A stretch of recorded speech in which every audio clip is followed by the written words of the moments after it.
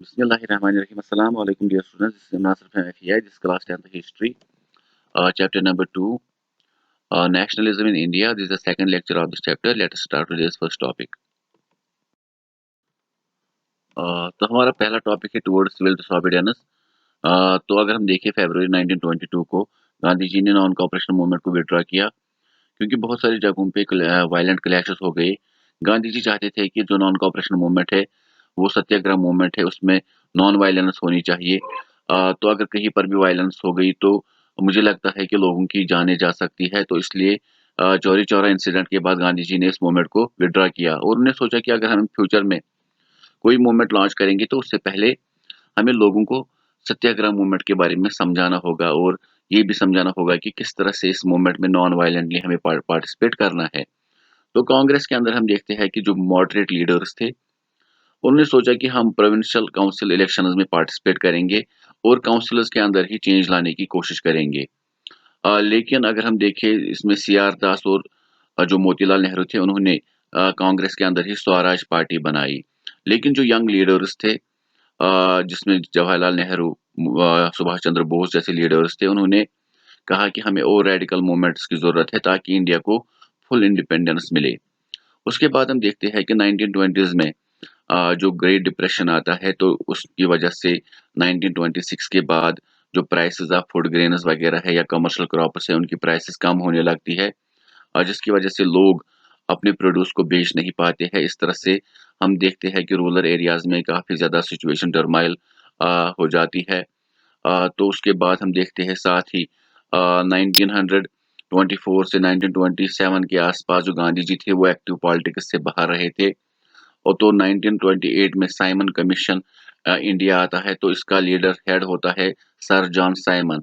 Actually में इन्होंने कहा था कि जो 1919 में इन्होंने प्रोविंशियल काउंसिल इलेक्शंस के लिए जो रिकमेंडेशंस दी थी, इन्होंने कहा था कि 10 साल तक अगर ये कामयाब रहे तो 10 साल के बाद हम और रिकमेंडेशंस लाएंगे। अगर ये कामयाब रहा तो इसमें हम चेंज लाएंगे, मतलब चेंज करने की कोशिश करेंगे ताकि इसको ज़्यादा इफेक्टिव बनाने की कोशिश करें। लेकिन ये जो साइमन कमीशन था इसमें 7 मेंबर्स थे, वो सातों के सातों टॉरी गवर्नमेंट के अंडर में जो कंजर्वेटिव पार्टी का रूल उस वक्त ब्रिटेन में चल रहा था, तो उन्होंने सातों के सातों मेंबर्स ब्रिटिश मेंबर्स चुने थे। तो इंडिया में जो इंडियन नेशनल कांग्रेस था या इसके अलावा मुस्लिम लीग वगैरह, उन्होंने साइमन कमीशन को मानने से इनकार किया, तो उन्होंने गो बैक साइमन के नारे लगाने शुरू किए। तो लाहौर में लाला लाजपत ने जो हम कह सकते हैं प्रोटेस्ट वगैरह किया, तो उसमें उनको पुलिस के द्वारा लाठी मारी जाती है सर पर, तो उसकी वजह से उनकी जान चली जाती है। तो उसके बाद जो जवाहरलाल नेहरू थे, तो उन्होंने 1929 में जो कांग्रेस की लीडरशिप है या वो प्रेसिडेंट बनते हैं इंडियन नेशनल कांग्रेस के, उनका सेशन उस वक्त था लाहौर में, तो उसमें उन्होंने नारा दिया पूर्ण स्वराज। तो पूर्ण स्वराज की मीनिंग होती है फुल इंडिपेंडेंस। तो फुल इंडिपेंडेंस हमें गेन करनी है या हमें चाहिए, तो इसके लिए वो क्या करेंगे, 26 ऑफ जनवरी 1930 हमारा इंडिपेंडेंस डे होगा। खैर 1930 को इंडिया को इंडिपेंडेंस नहीं मिली, लेकिन 26 ऑफ जनवरी को रेस्पेक्ट देने के लिए, यादगार रखने के लिए 26 ऑफ जनवरी 1950 को इंडिया की कॉन्स्टिट्यूशन को फिर अडॉप्ट किया और हर साल 26 ऑफ जनवरी के दिन ही रिपब्लिक डे मनाया जाता है। उसके बाद गांधी जी ने सोचा कि मेरे पास एक गोल्डन अपॉर्चुनिटी है ताकि मैं लोगों को समझा सकूं पूर्ण स्वराज होता क्या है। तो उसके लिए गांधी जी ने क्या किया, 31 ऑफ जनवरी 1930 को गांधी जी ने वाइसराय जो उस वक्त इंडिया के थे, उन्होंने वो थे लॉर्ड इरविन, तो उनको 11 डिमांड सेंड की और उनको अल्टीमेटम दिया कि 11th ऑफ मार्च तक अगर आपने ये डिमांड्स मतलब नहीं मानी तो हम सिविल डिसोबीडियंस मूवमेंट लॉन्च करेंगे या साल्ट मार्च लॉन्च करेंगे। इन 11 डिमांड्स में कुछ जनरल डिमांड्स थी और कुछ पर्टिकुलर या स्पेसिफिक डिमांड्स थी। एक्चुअली गांधी जी ने सोचा कि जितनी भी मैं डिमांड्स रखूं इसमें जो जितनी भी कम्युनिटीज इंडिया में हर एक को फायदा मिलना चाहिए ताकि हर कम्युनिटी के लोग मुझे इस मूवमेंट में सपोर्ट करे या इस मूवमेंट में पार्टिसिपेट करे। तो इसमें कुछ डिमांड्स इस तरह से थी, जैसे कि जो भी लोग मतलब हथियार रखना चाहते हैं अपनी प्रोटेक्शन वगैरह के लिए, उनको लाइसेंस प्रोवाइड की जाए। पोस्टल रिजर्वेशन बिल को पास किया जाए। जो साल्ट पे टैक्स लगता है उसको ख़त्म किया जाए। इसके अलावा जो सिविल एडमिनिस्ट्रेशन और इसके अलावा जो मिलिट्री पे एक्सपेंडिचर होता है उसको कम किया जाए। जो भी ब्रिटेन से गुड्स आते हैं उन पर कस्टम ड्यूटीज लगाई जाए। रुपये और पाउंड स्टर्लिंग के बीच में जो रेशियो है उसको इक्वलाइज किया जाए। इसके अलावा उन्होंने और कुछ डिमांड्स की थी, जैसे जो रेट ऑफ रेवेन्यू है उसको कम किया जाए, जो पॉलिटिकल प्रिजनर्स है उनको छोड़ा जाए। इसके अलावा जो लिक्वर्स वगैरह है या ड्रग्स वगैरह है उनको बैन किया जाए। तो इस तरह से हर एक कम्युनिटी को कोई ना कोई फायदा पहुंच रहा था। तो खास तौर पे जो साल्ट का इन्होंने इशू उठाया, साल्ट एक ऐसी चीज़ थी जिसको अमीर और गरीब सब खाते थे, और ब्रिटिशर्स ने मोनोपोली हासिल की थी कि उनके बगैर साल्ट इंडिया में कोई नहीं बनाएगा। तो उसके बाद 11th ऑफ मार्च तक जब ये डिमांड्स लॉर्ड इरविन ने पूरी नहीं की, 12th ऑफ मार्च 1931 को Gandhi ji salt march start करते, सॉरी 1930 को Gandhi ji salt march start करते हैं अपने साबरमती आश्रम जो अहमदाबाद गुजरात में था। वहां पे 78 ट्रस्टेड वॉलंटियर्स के साथ वो निकलते हैं, और उन्हें तय करना था फासला 240 माइल्स का। उन्हें दांडी पहुंचना था जो कि कोस्टल टाउन है गुजरात का ही। तो वहां तक पहुंचने में गांधी जी को तकरीबन तकरीबन 24 डेज लगते हैं। तो उस दौरान बहुत सारी जगहों पे वो लोगों से मिलते हैं, उनके साथ बात करते हैं, खिताब करते हैं। तो इसको दांडी मार्च भी कहते हैं, क्योंकि दांडी तक पहुंचना था इनको, जहां पे इनको सी वाटर बॉयल करके साल्ट बनाना था। दूसरा इसको साल्ट मार्च भी कहते हैं, और तीसरा इसको व्हाइट फ्लोइंग रिवर भी कहते हैं, क्योंकि सभी लोगों ने गांधीयन टोपी, गांधी की जो टोपी थी, कैप थी, उसी को पहना था। और अगर हम देखें जो एरियल व्यू होता था, अगर ऊपर से कोई उन लोगों को देखता है चलते हुए, तो उन्हें लगता कि व्हाइट फ्लोइंग रिवर चल रहा है। सभी लोगों ने जो सफेद कपड़े और सफेद टोपी पहन रखी थी। तो इस दौरान बहुत सारी वुमेन जो अपर कास्ट हिंदू फैमिली से थी, उन्होंने भी इस मूवमेंट को ज्वाइन किया, क्योंकि उन्हें भी लगा कि हमारी भी रिस्पॉन्सिबिलिटी है कि हम अपने देश की आज़ादी के लिए कुछ इकदामात उठाए। तो 6 ऑफ अप्रैल को ये दांडी पहुँचते हैं, जैसे मैंने पहले कहा उन्होंने वहाँ पे सी वाटर को बॉयल करके वहाँ पे नमक बनाया। तो इस तरह की खबरें जब बाकी इलाकों में पहुँचने लगी, तो वहाँ पे भी लोगों ने साल्ट फैक्ट्रीज वगैरह के बाहर साल्ट बनाना शुरू किया। तो इस तरह से सिविल डिसोबीडियंस मूवमेंट की शुरुआत हुई।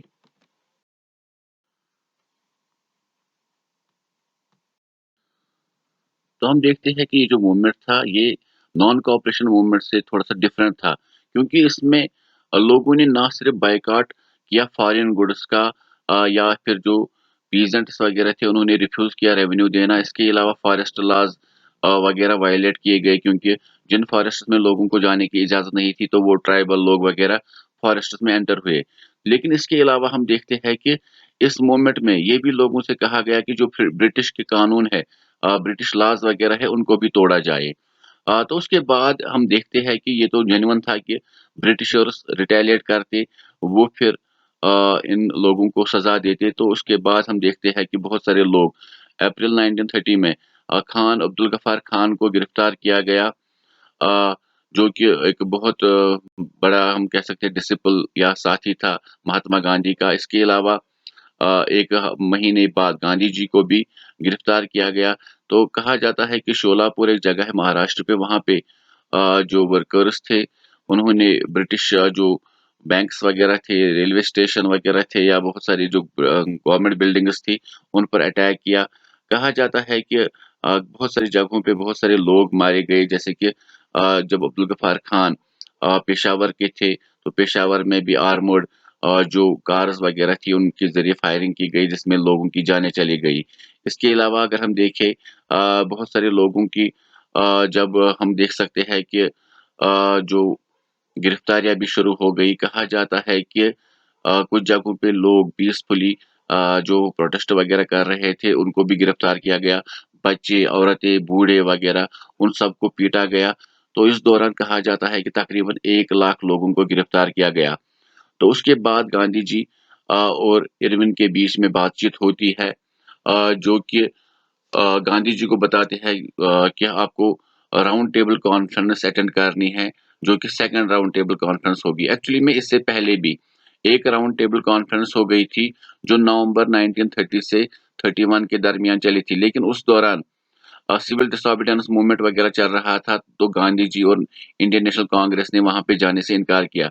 लेकिन डॉक्टर बी आर अम्बेडकर वगैरह वहां पे गए, क्योंकि डॉक्टर बी आर अम्बेडकर का इशू ये था कि जो दलित या अनटचेबल्स है उनको इक्वल राइट्स मिलने चाहिए। लेकिन दूसरी बार आप देखते हैं, जब हम महात्मा गांधी को देखते हैं कि वो गिरफ्तार किए गए और उनके बहुत सारे साथियों को गिरफ्तार किया गया, तो गांधी इरविन पैक्ट साइन होता है और गांधी जी चले जाते हैं सेकंड राउंड टेबल कॉन्फ्रेंस को अटेंड करने के लिए। तो सितंबर 1931 में ये सेकंड राउंड टेबल कॉन्फ्रेंस शुरू होती है और दिसंबर 1931 में ये खत्म होती है। लेकिन वहां से आते वक्त गांधी जी डिसअपॉइंट होकर आते हैं, क्योंकि वहां पे कोई बात नहीं बनती है। और उसके बाद हम देखते हैं कि गांधी जी जब वापस आते हैं, वो देखते हैं जवाहरलाल नेहरू वगैरह जेल में है। इसके अलावा जो इंडियन नेशनल कांग्रेस है उसको भी इलीगल करार दिया गया है। तो इससे गांधी जी को काफी झटका लगता है। और उसके बाद गांधी जी क्या करते हैं, 1932 में Gandhi ji civil disobedience movement को फिर से रिलॉन्च करते हैं। लेकिन उसके बाद धीरे-धीरे ये मूवमेंट 1934 तक अपना मोमेंटम खो देता है और ये मूवमेंट 1934 में खत्म हो जाता है। इसके अलावा हाउ पार्टिसिपेंट सार द मूवमेंट, तो इसमें हमें पढ़ना है कि जो पार्टिसिपेंट्स थे, उन्होंने जो सोशल ग्रुप्स थे, उन्होंने इस मूवमेंट को जॉइन क्यों किया, उनके लिए कौन से आइडियल्स थे, या हम बात करेंगे कि उनके लिए स्वराज की क्या मीनिंग थी। तो ये टॉपिक उठाने से पहले मैं यहाँ पे ऐड करना चाहता हूँ कि इंडिया में बहुत सारे यंग लीडर्स, जैसे कि 1928 में हिंदुस्तान सोशलिस्ट रिपब्लिकन आर्मी बनाई गई, जिसको फिरोजशाह कोटला ग्राउंड में बनाया गया, जो दिल्ली में वाक़ है। उसमें भगत सिंह, जतिन दास एंड अजय घोष ने मिलकर वो आर्मी बनाई थी, जिनका मकसद था कि हमें ब्रिटिशर्स के खिलाफ लड़ना होगा। ये लोग नॉन वायलेंस पे विश्वास नहीं रखते थे। ये चाहते थे कि बातचीत से मसला नहीं हल होगा, हमें उनके खिलाफ हथियार उठाने चाहिए। तो इन्होंने क्या किया, इन्होंने ये जो एचएसआरए आर्मी थी, उन्होंने क्या किया, इन्होंने बहुत सारी जगहों पे ब्रिटिश कैंप्स वगैरह पे अटैक किया। 1929 अप्रैल को भगत सिंह और बटुकेश्वर दत्त ने बॉम्ब लेजिस्लेटिव असेंबली में फेंका, और इसके अलावा लॉर्ड इरविन को ट्रेन में धमाके के जरिए मारने की कोशिश की। तो उसके बाद भगत सिंह और उनके साथियों को पकड़कर फांसी दी गई। उस वक्त भगत सिंह की एज 23 थी। तो हम बात कर रहे हैं कि उस वक्त भी बहुत सारे ऐसे लीडर्स थे जो वायलेंटली ब्रिटिशर से आज़ादी हासिल करना चाहते, जो चाहते थे कि हम एक ऐसी रेवोल्यूशन करें जिसकी वजह से हम अपने लोगों को आज़ादी दिला सके। लेकिन यहाँ पे ये जो पार्टिसिपेंट्स है, जो सोशल ग्रुप्स है, ये वो लोग थे जो चाहते थे कि हम नॉन वायलेंस का साथ दें। तो इसमें हम देखते हैं कि पाटीदार साहब गुजरात, जाट साहब उत्तर प्रदेश, हाँ, ये जो जितनी भी कम्युनिटीज़ थी ना, इनके अपने-अपने इश्यूज़ थे, इसीलिए ये मूवमेंट में पार्टिसिपेट करना चाहते थे, ताकि इनके जो इश्यूज़ वगैरह है, इनकी जो प्रॉब्लम्स है, वो ठीक हो जाए। तो हम देखते हैं कि जो ये पाटीदार साहब गुजरात और जाट साहब उत्तर प्रदेश थे, ये कमर्शियल क्रॉप्स उगाते थे। तो हम देखते हैं कि 1920s और अर्ली 1930s में जो क्रॉप्स के प्राइसेस वगैरह थे, वो बहुत कम हो गए थे। तो इसकी वजह से ये रेट ऑफ रेवेन्यू इनका जो बहुत ज़्यादा था, ये नहीं दे पा रहे थे। तो इन्होंने सोचा कि अगर हम ये मूवमेंट जॉइन करेंगे, तो हो सकता है कि हमें रेवेन्यू ना देना पड़े, या अगर देना भी पड़ेगा तो बहुत कम देना पड़ेगा। लेकिन उसके बाद जब हम देखते हैं कि इन्होंने अपने तमाम लोगों से कहा कि इस मूवमेंट में आप बढ़-चढ़ कर हिस्सा लीजिए, और इन्होंने लिया भी। लेकिन गांधी जी ने 1931 में जब सेकंड राउंड टेबल कॉन्फ्रेंस, जब लॉर्ड इरविन और गांधी जी के बीच में पैक्ट साइन हुआ, उस वक़्त जब गांधी जी ने इस मूवमेंट को ऑफ किया, तो हम देखते हैं कि ये लोग काफ़ी खफ़ा हो गए गांधी जी से, और इन्होंने 1932 में जब ये मूवमेंट स्टार्ट हुआ, उसमें पार्टिसिपेट नहीं किया। उसके बाद हम देखते हैं कि इसमें बहुत सारे ऐसे लोग भी थे जो जिनको हम पीजेंट्स बोलते हैं, जिनके पास अपनी ज़मीन नहीं होती थी। वो क्या करते थे, वो एज़ टेनेंट्स काम करते थे। बड़े-बड़े लैंडलॉर्ड्स के यहाँ पे वो रेंट पे लैंड लेते थे, और उनके यहाँ पे उसी लैंड पे कल्टीवेशन वगैरह करते थे, उसके बाद रेंट देते थे। लेकिन अब सिचुएशन ये आ गई थी, जब एग्रीकल्चरल गुड्स की प्राइसेज़ कम हो गई थी, वो रेंट भी नहीं दे दे सकते थे। तो उन्होंने भी बहुत सारे मूवमेंट्स में पार्टिसिपेट किया, जैसे कि हम देखते हैं सोशलिस्ट्स वगैरह, उनका साथ उन्होंने दिया। ये जो पीजेंट्स वगैरह थे, लेकिन बाद में हम देखते हैं कि नो रेंट कैंपेन जो वो चला रहे थे कि हमें रेंट नहीं देनी चाहिए। मतलब ऐसा हमें कांग्रेस अगर कोई ऐसी हेल्प करे कि हमें रेंट ना देना पड़े, लेकिन कांग्रेस ने इनकी हेल्प नहीं की। उन्हें लगा कि अगर हमने इनकी मदद की नो रेंट कैंपेन में या कैंपेन में, तो हमें क्या होगा, तो यहाँ पे जो बड़े-बड़े लैंडलॉर्ड्स हैं वो हमसे खफ़ा हो जाएँगे जिनको इनसे रेंट लेनी है। उसके अलावा जो बड़े-बड़े बिज़नेसमैन वग़ैरह थे, सबसे ज़्यादा फ़ायदा उन्हीं को था इस मूवमेंट से, क्योंकि जब फर्स्ट वर्ल्ड वॉर चल रहा था, उस वक़्त ब्रिटेन से कोई गुड्स वग़ैरह इंडिया नहीं आते थे। तो उस वक़्त इंडिया की अपनी चीज़ें, जो लोकल चीज़ें वग़ैरह बनती थी वही चली। तो इस तरह से जो इंडियन बिज़नेसमैन वग़ैरह थे, इन्होंने अपने चैम्बर्स बनाए थे। Indian industrial and commercial Congress बनाया था 1920 में, federation of the Indian chamber of commerce and industries FICCI 1927 में बनाया था। जिसमें हम देखते हैं जो मेंबर्स थे, पुरुषोत्तम दास, ठाकुर दास, इसके अलावा जीडी बिरला जैसे बड़े-बड़े बिज़नेसमैन इसमें थे। तो इन बिज़नेसमैन ने भी सिविल डिसोबीडियंस मूवमेंट में बढ़-चढ़ कर हिस्सा लिया और काफ़ी ज़्यादा पैसे भी खर्च किए, फंडिंग वगैरह की इंडियन नेशनल कांग्रेस वगैरह को, ताकि ये मूवमेंट बढ़-चढ़ कर हिस्सा ले, क्योंकि इनको पता था कि ये मूवमेंट अगर कामयाब हुआ तो इससे जो फॉरेन गुड्स है वो बैन हो जाएँगे और हमारी गुड्स ही चलेंगी। लेकिन उसके बाद हम देखते हैं कि जो इंडिया के यंग लीडर्स थे, जो सोशलिज़्म को मानने लगे थे और जिन्होंने मिलिटेंट जो इक़दामात उठाए, तो उसकी वजह से ये लोग उनसे खफ़ा थे या खफ़ा हो गए। उसके बाद हम देखते हैं कि जो इंडस्ट्रियल वर्कर्स थे, इंडस्ट्रियल वर्कर्स ने ज़्यादा इसमें पार्टिसिपेट नहीं किया, लेकिन छोटा नागपुर वगैरह में जो वर्कर्स टिन माइनर्स वगैरह में काम कर रहे थे, उन्होंने गांधीयन टोपी को पहना और उन्होंने अलग-अलग जगहों पे मतलब हम देख सकते हैं कि उन्होंने भी काफ़ी ज़्यादा फिर सपोर्ट वगैरह दिखाया, लेकिन ये हर जगह पे नहीं चला। लेकिन इसके अलावा कुछ और भी मतलब वर्कर्स थे, जैसे 1930 में और 1932 में जो रेलवे वर्कर्स और डॉकयार्ड वर्कर्स थे, उन्होंने भी स्ट्राइक वगैरह में पार्टिसिपेट किया। उसके बाद हम देखते हैं कि इस सिविल डिसोबीडियंस मूवमेंट में और एक सोशल ग्रुप था जिन्होंने बढ़-चढ़ कर हिस्सा लिया, जो वुमेन थी। खास तौर पे अपर कास्ट वुमेन, जैसे मैंने कहा था दांडी मार्च में वो गांधी जी के और उनके ग्रुप के पीछे-पीछे चली, ताकि वो भी अपनी नेशन के लिए कुछ कर सके। लेकिन बाद में हमने क्या देखा कि गांधी जी की जो सोच थी वो ये थी कि जो वुमेन्स है उनको घर सँभालने चाहिए, इनको बच्चे पालने की ज़रूरत है। तो इससे क्या हुआ, इससे वुमेन्स काफ़ी ज़्यादा नाराज़ हो गई और हम देख सकते हैं कि ये जो वुमेन्स थी, ये हमारी सोसाइटी का एक अहम हिस्सा है। तो गांधी जी, जैसे कि मैंने पहले ही कहा, वो कन्विंस थे कि it was the duty of women to look after home and hearth, be good mothers and good wives. तो इस तरह की सोच उन्होंने रखी। तो हम देख सकते हैं कि सिविल डिसोबीडियंस मूवमेंट में जो सोशल ग्रुप्स थे जिन्होंने पार्टिसिपेट किया, किस तरह से ये मूवमेंट हम कह सकते हैं कामयाब उन तक पहुँचा था।